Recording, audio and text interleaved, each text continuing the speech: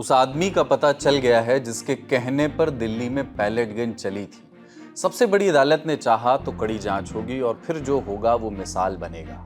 उसके पहले आएगा सवाल कि जिन्होंने पुलिस को मारा उनका हिसाब कब होगा। प्रदर्शनकारियों के बीच जो अपराधी घुसे थे, जो उनके बीच घुस आए थे, उनके साथ क्या होने वाला है और क्या सीजेपी उन्हें भी बचाने के लिए बैटिंग करेगी। सीजेपी के नेता ऐसा क्या कह गए हैं कि सुप्रीम कोर्ट से टकराव के आसार दिखने लगे हैं। आज इन्हीं सवालों पर बात होगी। जानेंगे क्या नया कानून पुराने गुनाहों का जवाब दे पाएगा, संसद में नए कानून पर क्या हुआ उस पर चर्चा करेंगे और असम में बाढ़ ने कैसा कहर ढाया है वहां की तस्वीर भी आपको दिखाएंगे। नमस्कार, अपन है कुलदीप और आप देखना शुरू कर चुके हैं दी ललन टॉप शो।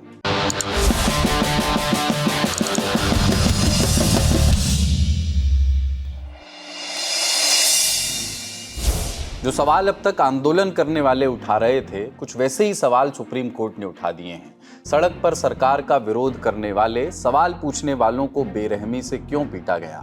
अदालत ने साफ कहा है कि पहली नजर में मामला ऐसा दिखता है जिसकी स्वतंत्र और निष्पक्ष जांच होनी चाहिए और खबर यह है कि कोर्ट अब पूरे घटनाक्रम की जांच के लिए एक स्पेशल इन्वेस्टिगेशन टीम SIT बनाने पर विचार कर रहा है। एक एक करके देखते हैं कि सुप्रीम कोर्ट में आज हुआ क्या। सबसे पहले CJI chief justice of India की टिप्पणी, जो इस पूरे प्रोटेस्ट, उस दौरान हुई हिंसा और प्रदर्शनकारियों से सरकार के वादे, तीनों के लिए महत्वपूर्ण है। CJI सूर्यकांत की अगुवाई वाली 3 जजों की बेंच ने केंद्र सरकार के साथ साथ दिल्ली, महाराष्ट्र, बिहार, असम, पश्चिम बंगाल, केरल और उत्तर प्रदेश की सरकारों से जवाब मांगा है। ये वो राज्य हैं जहां पेपर लीक के खिलाफ छात्र आंदोलनों के दौरान पुलिस कार्रवाई हुई थी। कोर्ट ने कहा कि पहले सरकारों का जवाब देखा जाएगा और उसके बाद तय होगा कि SIT बनानी है या नहीं। मुख्य न्यायाधीश ने यह भी कहा कि जिसने भी किसी निर्दोष के साथ ज्यादती की है, कानून उससे निपटेगा, लेकिन जिम्मेदारी तय किए बिना जांच का कोई अर्थ नहीं है। अदालत ने कहा कि जिन छात्रों का कोई आपराधिक रिकॉर्ड नहीं है, उनके खिलाफ आंदोलन से जुड़े मामलों में फिलहाल कोई कार्रवाई न की जाए। जिन नाबालिग छात्रों को हिरासत में रखा गया है उन्हें रिहा किया जाए और प्रदर्शन के दौरान की CCTV footage, drone recording, body camera video और वायरलेस कम्युनिकेशन का पूरा रिकॉर्ड सुरक्षित रखा जाए। कोर्ट ने यह भी कहा कि प्रदर्शनकारियों का डिजिटल डेटा सार्वजनिक न किया जाए, उसका गलत इस्तेमाल नहीं होना चाहिए। लाठीचार्ज, पैलेट गन के निशान, आंसू गैस, ये सारे वीडियो हम देख ही चुके हैं, किसी से छिपे नहीं हैं। पर सुप्रीम कोर्ट के सामने कई याचिकाएं आई हैं। एक तरफ आरोप है कि छात्रों पर जरूरत से ज्यादा बल प्रयोग किया गया, दूसरी ओर प्रदर्शन में घायल हुए पुलिसकर्मियों के परिवार और कुछ पत्रकार भी अदालत पहुंच गए हैं। कोर्ट के सामने दोनों पक्ष हैं, इसलिए अदालत का कहना है कि अगर सच सामने लाना है तो जांच निष्पक्ष होनी चाहिए। मुख्य न्यायाधीश ने सुनवाई के दौरान एक और महत्वपूर्ण बात कही। बोले कि शुरुआत में ये छात्रों का शांतिपूर्ण प्रदर्शन था और संविधान ऐसे प्रदर्शनों की इजाजत देता है, लेकिन बाद में 2 बातें हुई। एक, कुछ ऐसे लोग प्रदर्शन में घुस आए जिन्होंने हिंसा की, और दूसरी, पुलिसकर्मी भी घायल हुए हैं। ऐसी शिकायतें भी सामने आई हैं। ऐसे में सवाल उठता है कि पूरे मामले की स्वतंत्र जांच क्यों न कराई जाए। सुनवाई के दौरान छात्रों की ओर से पैरवी कर रहे थे वरिष्ठ वकील गोपाल शंकर नारायणन। उन्होंने आरोप लगाया कि प्रदर्शनकारियों पर पैलेट गन और इलेक्ट्रिक बैटन का इस्तेमाल किया गया। उन्होंने कहा कि अगर ऐसा हुआ है तो जिम्मेदारी सिर्फ मौके पर मौजूद पुलिसकर्मियों की ही नहीं बल्कि ऊपर तक तय होने चाहिए। शंकर नारायणन ने सवाल उठाया कि जंतर मंतर पर कई पुलिसकर्मी बिना नेम प्लेट के थे और भीड़ को नियंत्रित करने के लिए सादे कपड़ों में पुलिसकर्मियों को लगाया गया। ऐसा किसके आदेश के तहत हो रहा था। दूसरे याचिकाकर्ता की ओर से वरिष्ठ वकील शादन फरासत ने कहा कि दिल्ली से ज्यादा गंभीर हालात बिहार में थे। उन्होंने अदालत को बताया कि सरकार ने भले ही FIR वापस लेने की बात कही हो, लेकिन अब भी करीब 150 लोग हिरासत में हैं, जिनमें ज्यादातर नाबालिग हैं। कल शाम को ही हमने खबर देखी थी कि बिहार सरकार ने सभी प्रदर्शनकारियों के ऊपर लगाए गए केस वापस लेने का फैसला किया था। AK-47 लेकर दौड़ाने वाले पुलिसकर्मी को भी निलंबित किया गया था। लेकिन आज सुप्रीम कोर्ट में बिहार सरकार पर भी फिर से गंभीर सवाल उठाए गए। जंतर मंतर पर खाना बांटने वाले जुनैद का मामला भी अब सुप्रीम कोर्ट पहुंच गया है। वरिष्ठ वकील प्रशांत भूषण ने आरोप लगाया कि प्रदर्शनकारियों को खाना बांट रहे जुनैद मलिक को पुलिस उठा ले गई, उन्हें उत्तराखंड में कहीं ले जाया गया और उनके परिवार को भी परेशान किया गया। पर केंद्र सरकार ने सुप्रीम कोर्ट में पुलिस का बचाव किया है। सॉलिसिटर जनरल तुषार मेहता ने कहा कि हिंसा छात्रों ने नहीं, भीड़ में घुस करके आ गए थे असामाजिक तत्व, उन्होंने की। सरकार को स्वतंत्र जांच से कोई दिक्कत नहीं है, कोई आपत्ति नहीं है, लेकिन पुलिस पर लगाए जा रहे जाति के आरोप सही नहीं है। मेहता ने कहा कि दिल्ली में प्रदर्शन के दौरान करीब 250 पुलिसकर्मी भी घायल हुए क्योंकि भीड़ में मौजूद कुछ लोगों ने उन पर हमला किया। जब अदालत ने पूछा कि अगर एसआईटी बनती है तो उसकी अगुवाई कौन करे, उसे लीड कौन करे, तो तुषार मेहता ने कहा कि इसका फैसला अदालत ही करेगी। अब यहाँ कुछ सवाल हैं जिनके उत्तर अब तक मिले नहीं हैं। सीजेपी ने, कॉकरोच जनता पार्टी ने सरकार से मांग की थी कि किसी भी प्रदर्शनकारी पर केस नहीं होना चाहिए। सीजेपी ने लिखित तौर पर यह आश्वासन सरकार से मांगा है। कल बिहार और असम सरकारों ने सभी प्रदर्शनकारियों को छोड़ने की बात कही भी थी। आज महाराष्ट्र सरकार ने भी सारे केस वापस लेने का ऐलान किया है। ऐसे में पुलिस वाले दिल्ली में घायल हुए हैं, बिहार में घायल हुए हैं, क्या उन पर हमला करने वालों के खिलाफ भी केस नहीं होगा? क्योंकि सुप्रीम कोर्ट ने साफ कहा है कि अगर किसी ने कानून तोड़ा है, निर्दोष के साथ ज्यादती हुई है, तो कानून उससे निपटेगा। कोर्ट की 2 टिप्पणियों पर गौर करिएगा। पहली कि जिनका क्रिमिनल रिकॉर्ड नहीं है उन्हें छोड़ दिया जाए। दूसरा, पुलिस वाले घायल भी हैं, निष्पक्ष जांच इसके लिए जरूरी है। कल ही ये खबर आई थी कि दिल्ली पुलिस ने प्रोटेस्ट के दौरान मौजूद आपराधिक रिकॉर्ड वालों की पहचान की है। दिल्ली पुलिस का दावा है कि प्रदर्शन में शामिल 2873 ऐसे लोगों की पहचान की गई है जिनका पहले से क्रिमिनल रिकॉर्ड रहा है। पुलिस सूत्रों के हवाले से आई खबर के मुताबिक 989 लोगों पर पहले से ही गंभीर अपराधों के मामले दर्ज रहे हैं। इनमें से 101 पर हत्या, 62 पर हत्या की कोशिश और 284 पर लूट के मामले दर्ज हैं। 61 पर रेप, 6 लोगों पर पॉक्सो कानून के तहत केस दर्ज है और 25 लोगों पर यौन उत्पीड़न के मामले दर्ज हैं। अब सवाल है कि अगर इन क्रिमिनल रिकॉर्ड वाले आरोपियों को दिल्ली पुलिस पकड़ती है तो क्या सीजेपी इसका भी विरोध करेगी? क्या सीजेपी सबके लिए इम्यूनिटी मांगेगी? सौरव दास सीधे सुप्रीम कोर्ट को चुनौती देते हुए अभी तक दिख रहे हैं। जितने भी सारे डिटेनीज थे, अरेस्टीज थे, उन सबको फ्री करना चाहिए, ये हमारा एक मुख्य डिमांड था। अब अगर उस पे हम लोगों ने ये नहीं बोला कि कोई माइनर है तो तभी आप उसको रिलीज करिए, या किसी के ऊपर पहले से एफआईआर है तो उनको मत रिलीज करिए, ये सब हमारा कोई डिमांड नहीं था। एंड सरकार को भी समझना चाहिए कि हमारा जो डिमांड है वो जैसा गारंटी दिया था, जैसे देश के सामने उस प्रेस कॉन्फ्रेंस में दोनों मिनिस्टर्स ने गवर्नमेंट ऑफ इंडिया के बिहाफ पे जो एग्री किया था, वैसे ही डिमांड आपको रखना पड़ेगा। अभी अगर सुप्रीम कोर्ट बोल रही है कि जिनके ऊपर एफआईआर्स है पहले से उनको मत छोड़िए, तो वो हमें मंजूर नहीं है। हमारा जो डिमांड है वो क्लियर है एंड उसी के हिसाब से होना चाहिए, क्योंकि उसी चीज पे एग्रीमेंट भी हुई थी। क्या अब ये लड़ाई सरकार बनाम सीजेपी से आगे बढ़कर सुप्रीम कोर्ट बनाम सीजेपी भी हो जाएगी? कॉकरोच जनता पार्टी बनी ही सीजेआई सूर्यकांत की एक टिप्पणी पर थी। हालांकि सीजेआई कहते हैं कि उनकी बात को उसका गलत अर्थ निकाला गया, मिस इंटरप्रेट किया गया, लेकिन उनकी ही टिप्पणी के बाद अभिजीत दीपके ने कॉकरोच जनता पार्टी का पेज एक सटायरिकल मूवमेंट के तौर पर बनाया था।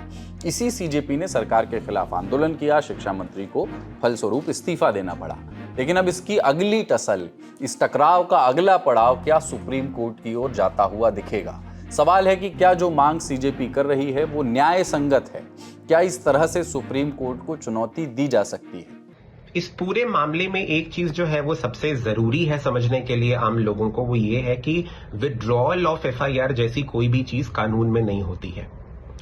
अगर कभी भी एफआईआर फाइल हुई है उसके लिए इन्वेस्टिगेशन होना है, और इन्वेस्टिगेशन होने के बाद जो भी कंपीटेंट कोर्ट होगा उसके सामने हमारा जो चालान है, जिसको चार्जशीट भी बोलते हैं हम लोग, वो सबमिट होगा।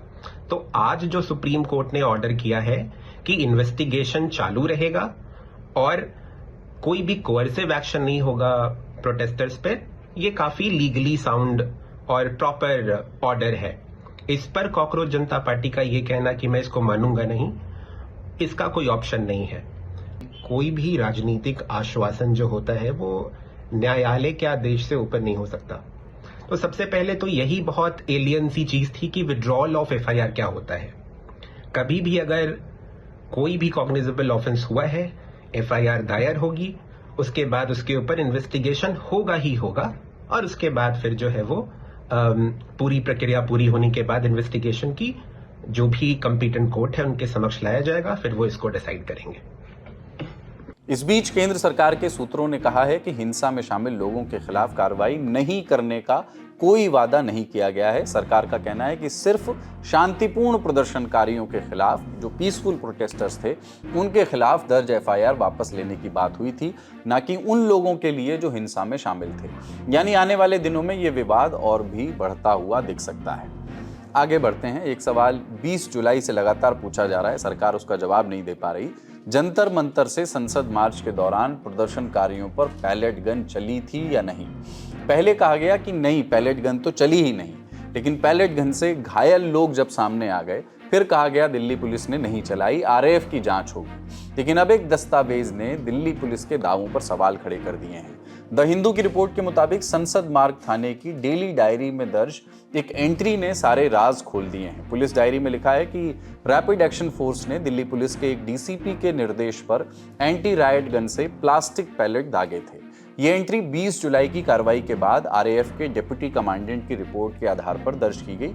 इसमें लिखा है कि भीड़ को नियंत्रित करने के लिए डीसीपी के आदेश पर आरएएफ ने 55 non electrical shell, 15 electrical shell, 5 tear smoke grenades और एंटी रायट गन से प्लास्टिक पैलेट वाले 2 राउंड फायर किए। एंटी रायट गन को ही प्लास्टिक पैलेट दागने वाले हथियार के तौर पर इस्तेमाल किया जाता है। 21 जुलाई को दिल्ली पुलिस ने सोशल मीडिया पर जारी बयान में कहा था कि उसके पास पैलेट गन होती ही नहीं है और प्रदर्शनकारियों पर पैलेट गन चलाए जाने के दावे पूरी तरह झूठे और भ्रामक हैं। दिल्ली पुलिस के पास नहीं होगी पैलेट गन, लेकिन अब जो रिपोर्ट सामने आई है उसके मुताबिक पैलेट गन चलाई तो दिल्ली पुलिस के आदेश पर ही गई। इस मामले में आज संसद में विपक्षी सांसदों ने भी सरकार को घेरा। कांग्रेस सांसद प्रियंका गांधी ने गृह मंत्री से पैलेट गन को लेकर के सवाल पूछे। देश के युवाओं पर पैलेट गन्स और AK-47 चलवाने की क्या आवश्यकता थी? क्या वे आतंकवादी थे? क्या आतंकवादी हैं? टेररिस्ट हैं? हाँ, कांग्रेस बोल रही है। हाँ, कांग्रेस बोल रही है। जवाब दीजिए, जवाब दीजिए। कांग्रेस बोल रही है, जवाब मांग रही है, जवाब दीजिए। आपके माध्यम से मैं पूछती हूँ अध्यक्ष महोदय, किसने ऑर्डर दिया? प्रधानमंत्री जी ने दिया? गृह मंत्री जी ने दिया? जवाब देंगे? पूरा देश पूछ रहा है। एक और सवाल, क्या सरकार की तरफ से हर वो कोशिश की गई जिससे धर्मेंद्र प्रधान को बचाया जा सके? सरकार आखिरी समय तक क्या उन्हें बचाने की कोशिश में लगी रही? इंडियन एक्सप्रेस ने एक रिपोर्ट में दावा किया है कि सरकार ने कोशिश की कि धर्मेंद्र प्रधान की कुर्सी भी बच जाए और आंदोलन भी खत्म हो जाए, बीच का रास्ता निकाल लिया जाए, पर कॉकरोच जनता पार्टी के हठ योग ने सरकार को उनकी शर्त मानने पर मजबूर कर दिया। एक्सप्रेस की रिपोर्ट के मुताबिक सरकार ने आंदोलन का नेतृत्व कर रही कॉकरोच जनता पार्टी के सामने प्रस्ताव रखा कि धर्मेंद्र प्रधान का तबादला कर दिया जाए, उनसे शिक्षा मंत्रालय वापस ले लिया जाए, पर वो कैबिनेट मंत्री बने रहें, किसी और मंत्रालय के प्रमुख हो जाएं। सरकार की ओर से बात कर रहे केंद्रीय मंत्री जेपी नड्डा और जितेंद्र सिंह ने सीजेपी प्रतिनिधियों से कहा था कि अगर नया शिक्षा मंत्री बना दिया जाएगा और सीजेपी की बाकी मांगे भी मान ली जाएंगी, छात्र आंदोलन उसके बाद खत्म कर दें। लेकिन सरकार का ये फॉर्मूला काम नहीं आया। प्रदर्शनकारी और सीजेपी अपनी मांग पर अटल रहे, इसलिए धर्मेंद्र प्रधान को अंत में इस्तीफा देना ही पड़ा। रिपोर्ट में सीजेपी के सूत्रों के हवाले से भी इस बात की पुष्टि की गई है, लेकिन सीजेपी समझौते के लिए तैयार नहीं हुई, ऐसा भी रिपोर्ट में लिखा गया है। लेकिन बीजेपी की ओर से इसका खंडन अब आ गया है। संसद परिसर में संबित पात्रा कह रहे हैं कि ऐसा कुछ नहीं हुआ, ये रिपोर्ट बेसलेस है। मैं आज आधिकारिक रूप से पार्टी के प्रवक्ता के नाते सारी चर्चा करने के पश्चात आपको ये स्पष्ट कर देना चाहता हूं कि यह खबर जो आज एक प्रतिष्ठित अंग्रेजी अखबार में छपी है, ये पूर्णतः निराधार है, यह पूर्ण तरह काल्पनिक है और बेबुनियाद है। बीजेपी सांसद संबित पात्रा का ये बयान पार्टी की ओर से आया है, इसे सरकार का बयान नहीं माना जा सकता। सरकार या सीजेपी की ओर से अगर इस पर कोई आधिकारिक बयान आएगा तो वो भी हम आप तक जरूर पहुंचाएंगे। अब संसद की ओर चलते हैं, जहां आज नए कानून पर चर्चा हुई। हफ्ते भर से जो रीत चली आ रही थी आज उससे अलग हुआ। हंगामे और नारेबाजी की जगह डिस्कशन हुआ, चर्चा हुई। पेपर लीक को रोकने के लिए सब ने अपने विचार रखे, बने हुए कानून को और कड़ा करने के लिए सुझाव दिए गए। चर्चा की शुरुआत केंद्रीय मंत्री जितेंद्र सिंह ने की। अलग अलग पार्टियों के शासन वाले राज्य में हुए पेपर लीक को उन्होंने गिनाया। बोले कि 2014 के पहले पेपर लीक को टैकल करने के लिए इतना विधिवत कानून नहीं बना था। कानून का मकसद पेपर लीक में डायरेक्ट या इनडायरेक्ट इन्वॉल्व हुए सभी लोगों को इसके दायरे में लाना है। पहले वाले कानून में केवल डायरेक्टली इन्वॉल्व लोगों को ही जवाबदेह ठहराया जाता था, लेकिन अब हर एक व्यक्ति को जवाबदेह बनाना है। इस पर कांग्रेस की ओर से सांसद गौरव गोगोई बोले कि सरकार शिक्षा को लेकर के गंभीर नहीं है। अगर होती तो कानून 2024 में पास हो गया था, फिर 2025 या उसके बाद इतने पेपर लीक कैसे हो गए।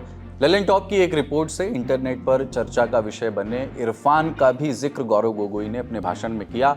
वहीं ममता बनर्जी की टीएमसी ने बिल को सपोर्ट किया। मुनादी की सांसद अभिषेक बनर्जी ने, केवल अभिषेक ही नहीं कमोबेश पूरा विपक्ष बिल के समर्थन में है, लेकिन सबका यही मत है कि बात केवल कानून की नहीं है, बात है नीयत की।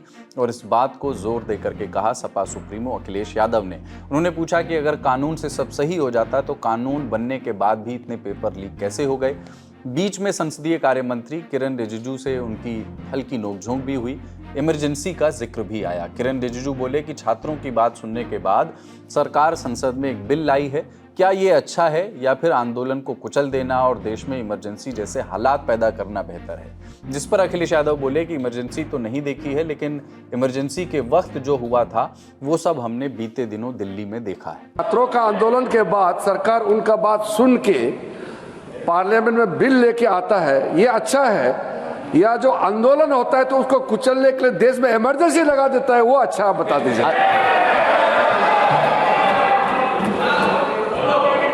अध्यक्ष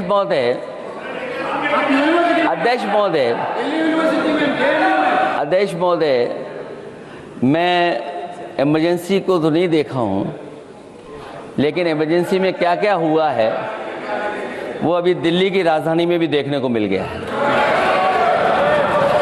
आंसू के गैस के गोले और लकड़ी में लगा हुआ कुछ कील का और कांटे की चीजें, उस समय करंट नहीं लगाया जाता था, इस बार करंट लगाया गया है। कहने वालों ने कहा, इतने महत्वपूर्ण बिल पर चर्चा के वक्त संसद में प्रधानमंत्री और गृह मंत्री क्यों नहीं दिखे।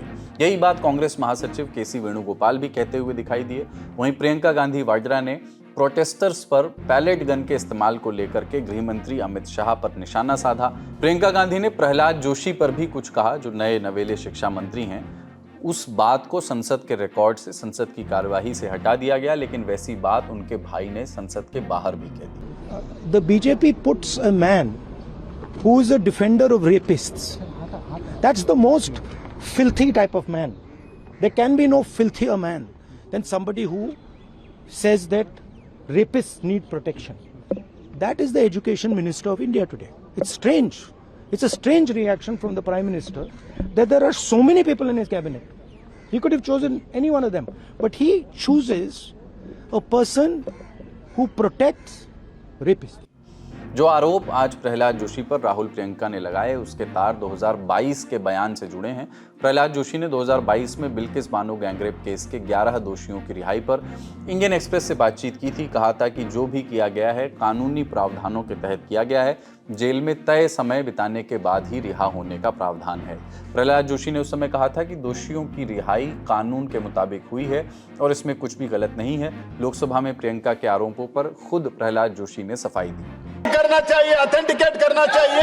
और जो मिस इन्फॉर्मेशन कर रहे हैं, नहीं तो मिस इन्फॉर्मेशन के लिए कार्रवाई करना चाहिए सर। ये क्या कुछ भी बोल के चल सकता है क्या? और procedure for the minister the correcting the mistake 114 में अगर वो आपने जो रूल का जिक्र किया 353 में, मुझे कोई नोटिस नहीं दिया है, मैं इधर प्रेजेंट हूँ और मैंने ऐसे कैसे बिना ऑथेंटिकेशन बोल सकते मुझे बिना नोटिस दिए हुए। इसलिए मैं इसको खंडन करता हूँ और उसको एक्सपेल करना चाहिए और उनको माफी मांगना चाहिए। संसद में और क्या हुआ विस्तार से ये जानने के लिए आप हमारा डेली शो, जो अभी जब भी संसद का सत्र चलता है तो हम रोज वो शो करते हैं, संसद में आज जरूर देखिए। वहां सब हमने विस्तार से बताया है। लिंक आपको उसका कमेंट बॉक्स में मिल जाएगा। तो बड़ी खबर में आज इतना ही। अब बारी सुर्खियों की। पूर्वोत्तर भारत का राज्य असम एक बार फिर बाढ़ की चपेट में है। हर साल की तरह इस दफा भी पिछले कई सालों का रिकॉर्ड टूट गया है। करीब 6 लाख लोग प्रभावित हैं। 68 लोगों की मृत्यु हो चुकी है। हजारों लोग राहत शिविरों में रहने को मजबूर हैं। सबसे ज्यादा प्रभावित 5 जिले हैं, उनमें भी ज्यादा मार चराईदेव जिले पर पड़ी है। सरकार विस्थापित लोगों की मदद में जुटी है। 4 जिलों में कुल 354 राहत शिविर केंद्र अभी चल रहे हैं। करीब 37,724 विस्थापित लोगों को उनकी मदद पहुंचाई जा रही है। उन तक सेना, एनडीआरएफ, एसडीआरएफ सबकी मदद ली जा रही है। हिमंत बिस्व शर्मा की सरकार कह रही है कि पूरा ध्यान लोगों के पुनर्वास पर है। विपक्ष स्थायी समाधान खोजने के लिए कह रहा है। बात बाढ़ और बारिश की हो रही तो दिल्ली का भी हाल आपको बता दें। आज दिल्ली एनसीआर में जोरदार बारिश हुई। उमस भरी गर्मी से परेशान दिल्ली वालों को इससे राहत तो मिली, लेकिन कई इलाकों में पानी भरने के चलते लोगों को खूब दिक्कतें भी पेश आईं। सड़कों पर जलभराव के दृश्य आम हो गए। मौसम विभाग ने अगले 3 दिन तक बारिश के लिए येलो अलर्ट जारी किया है, यानी इस हफ्ते के वीकडेज पर संभल कर रहें, एहतियात बरतें। कॉकरोच जनता पार्टी के प्रोटेस्ट के दौरान प्रधानमंत्री नरेंद्र मोदी ने अपनी बात रखने के लिए इंस्टाग्राम को चुना। फेसबुक और इंस्टा पर रात 11 बजे रील डाली, लेकिन 3 दिन बाद अचानक से फेसबुक पर प्रधानमंत्री मोदी का पोस्ट भारत में दिखना बंद हो गया, क्योंकि व्हाट्सएप, फेसबुक, इंस्टा सबका मालिक एक मेटा, उसने ये फैसला लिया कि ये पोस्ट नहीं दिखनी चाहिए। हालांकि वीडियो कुछ घंटे बाद रिस्टोर भी हो गया, लेकिन इस बीच काफ़ी हो हल्ला मचा। मेटा का इस पर जवाब भी आया। गलती से मिस्टेक की बात कही, टेक्निकल ग्लिच के मत्थे मढ़ करके आगे बढ़ गए, लेकिन सरकार इस जवाब से संतुष्ट नहीं हुई। मंत्रालय के सचिव एस कृष्णन ने बेहद परेशान करने वाला इस घटना को बताया। आईटी मिनिस्ट्री ने मेटा के अधिकारियों को तलब किया। Global affairs president Joel couple और इंस्टाग्राम चीफ एडम मोसेरी की हाजिरी भी लगी। हिंदुस्तान टाइम्स ने मंत्रालय के एक अधिकारी के हवाले से लिखा कि पीएम की रील को हटा देना सिर्फ एक मुद्दा है, लेकिन मंत्रालय प्लेटफॉर्म पर सिंथेटिक तौर पर बनाए गए कंटेंट और आईटी नियमों का पालन नहीं किए जाने के बारे में भी विस्तार से चर्चा करना चाहता है। अब जानबूझकर हटाया या सब धान 22 पसेरी की तरह तौल दिया, ये तो वक्त बताएगा। तो आज का ललन टॉप शो यहीं तक। अपना और अपनों का ख्याल रखिए। ललन टॉप देखते रहिए। शुक्रिया। शुभ रात्रि।